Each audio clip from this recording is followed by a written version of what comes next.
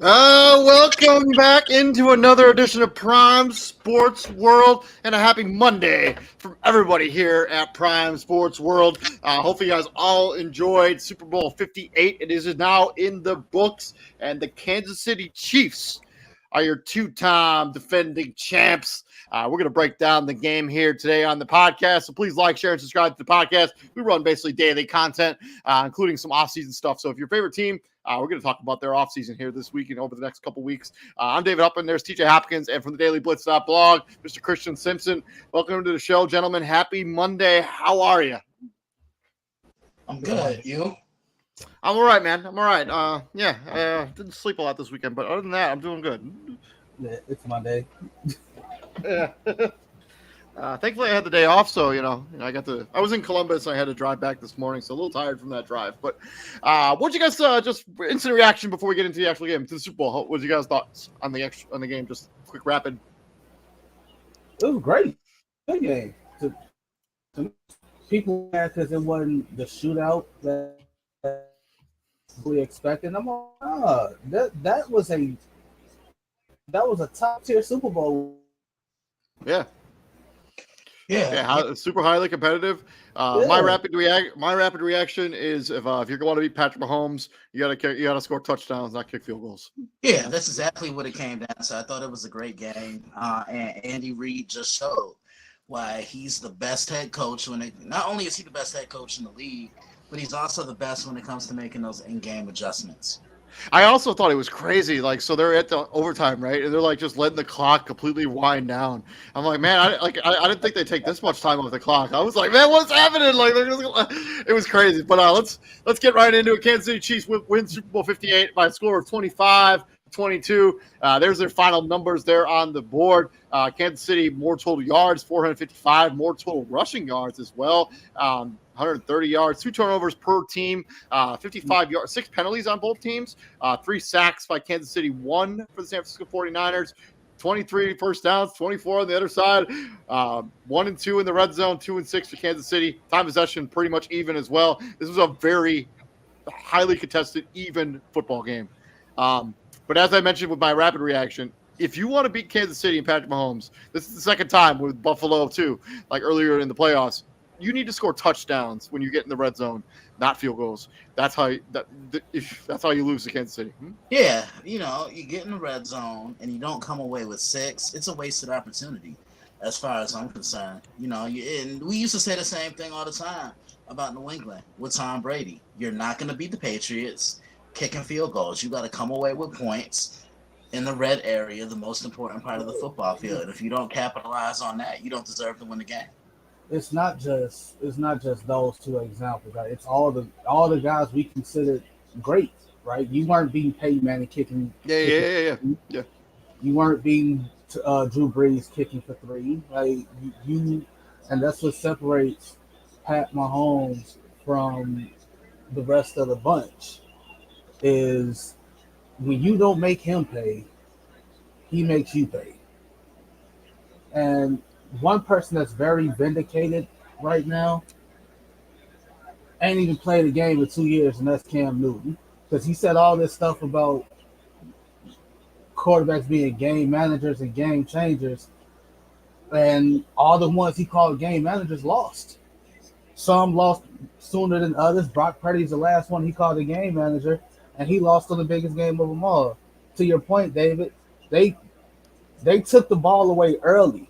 They got 2 early turnovers from the Kansas City Chiefs, a fumble and a very bad, uncharacteristic Pat Mahomes interception, and they did get points off of it. They had 0 points off the Kansas City Chiefs turnovers.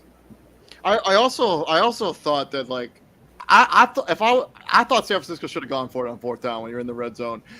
There at the and overtime. Actually, both of their possessions, their last 2 possessions of this game, I thought they should have gone for it on both of those instances. Your game is tied. Sure, yeah, you're going to give the ball back to Patrick Mahomes. He's going to get it back anyways. I would have gone. I know we criticized Dan Campbell on this a little bit on this podcast, but I think the situation was a little bit different here, and I would have gone for both of those instances. I would try to score touchdowns. 100%. Not to and I also don't understand why San Francisco didn't run the football even more than they did. I mean, Yeah. 22 carries for Chris McCaffrey. This should have been like 30 touches for McCaffrey on the ground. Yeah, I think that's my biggest takeaway from the San Francisco standpoint. He's your best player, and he's the newly minted offensive player of the year. Why wouldn't you put the football in the hands of your best player? Think about it. I don't know. I go back to the game plan that Moore put in place. We're losing here there a little bit there. Can y'all hear me now? Yeah. I think back to the game plan that Baltimore had. There's this narrative that Lamar can't beat you from the pocket, so we're going to change that. We're going to change our whole game plan, and Lamar's from the pocket. There's this narrative about Brock Purdy. He's a game manager. He's going to outdo a Pat Mahomes. No, stick to what you know. Stick to what you know.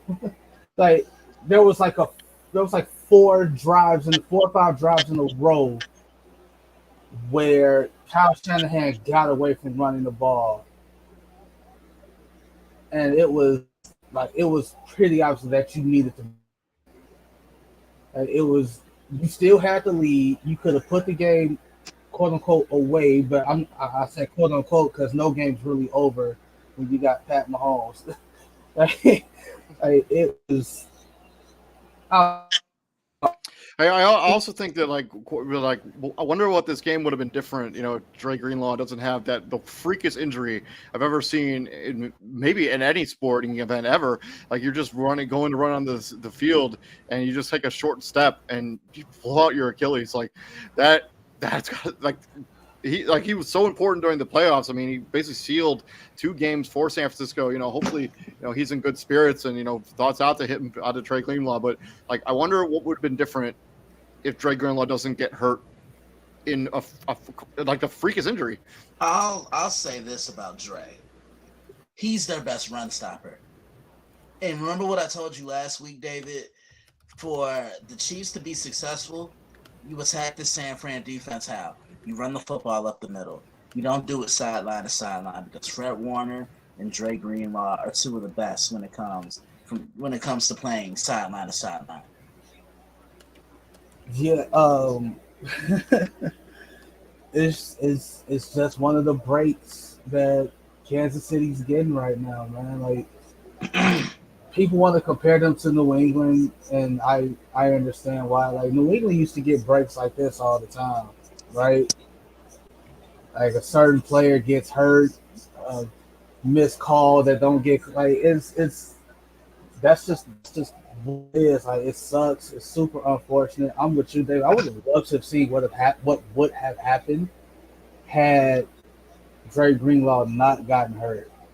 It would have been very interesting because the minute he went out, that's kind of when Travis Kelce got going. Yeah. Like Travis Kelce had 2 catches for 18 yards at the time, and then Dre Greenlaw gets hurt. Then boom. And It's like 2 plays in a row. They went right to him. Like they put him right on the outside. And Oren Burks, like you're a solid linebacker. You to cover Travis Kelce, that's just too much. But this is why I said it in the group chat, and I couldn't say it when y'all did AFC checking. You play a team, a New England, a Peyton Manning led Denver, or better yet, Indianapolis when he was in his prime. To beat these guys, you gotta win by 14 to win by 3. Meaning you got perfect. You gotta be perfect. Like your execution has to be flawless. You also gotta understand that calls that may have gotten called in the first half, not gonna get called in the second half. Like David, you point out 6 penalties apiece. There was a lot of holding on KC in that second half that wasn't called. Yeah, and I also thought that Kansas City got a couple of really bad spots on where they obviously converted first downs, and they got they were terrible spots. I'm not even not clearly past them, and they marked them short. Not even forward. Yeah, and then the pick play that you're talking about on the field goal that they ended up tying the game and sending the game into overtime. That was annoying. Chelsea got wide on the pick, but another winner in this is Bill Vinovich. If people don't remember Bill Vinovich, his crew was the crew that missed that terrible Nikhil Roby-Coleman call in the Rams Saints game, the DPI that wasn't called. The fact that he's working the Super Bowl is insane. Like after a missed call, you work any bit, let alone the Super Bowl, is insane.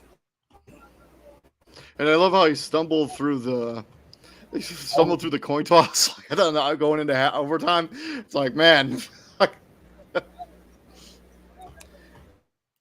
Yeah. And that's another thing. So like everybody's chastising the not knowing the overtime rules. I lost you a little bit there, TJ. But hey, so we're gonna take a quick pause. We're gonna bring Izzy into the show in 15 minutes. We'll be right back. This is Prime Sports World.